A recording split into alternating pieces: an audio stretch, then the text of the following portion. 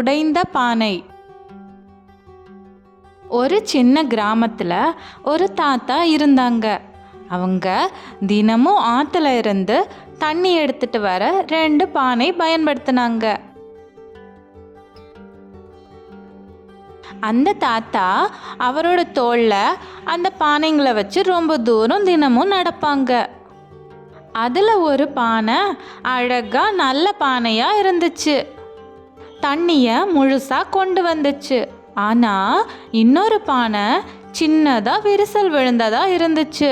அதனால் வீட்டுக்கு வரப்ப பாதி தண்ணி தான் இருந்துச்சு. ஒரு நாள் அந்த விரிசலுள்ள பானை வருத்தப்பட்டு தாத்தாவை பார்த்து, எனக்கு ரொம்ப கவலையாக இருக்குது. என் விரிசல்னால உங்களோட திறமையை வீணாக்குறேன்.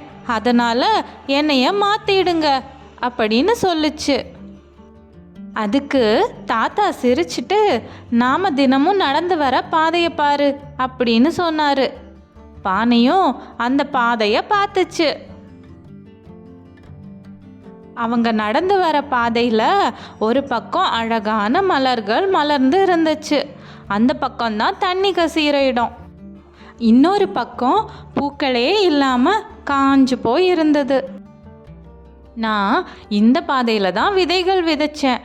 தினமும் நீ சிந்துற தண்ணி இந்த செடிகளுக்கு ஊட்டச்சத்து கொடுத்து இந்த கிராமத்துக்கே அழகு சேர்த்துச்சுன்னு தாத்தா சொன்னார். அந்த பானையும் ஆச்சரியப்பட்டது. அது எப்பவும் தனக்கு ஒரு குறை இருக்கிறதாவே நினச்சிட்டு இருந்தது.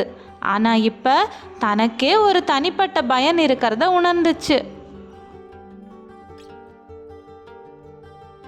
இந்த கதை புரிஞ்சுதா குட்டீஸ்?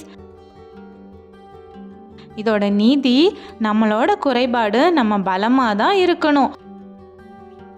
ஒவ்வொருத்தங்களுக்கும் ஒரு நோக்கம் இருக்கும்.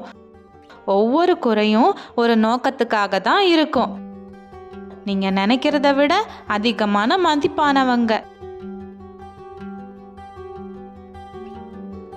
இது மாதிரி நிறைய கதைகள் தினமும் பார்க்க என் சேனல் சப்ஸ்கிரைப் பண்ணுங்க.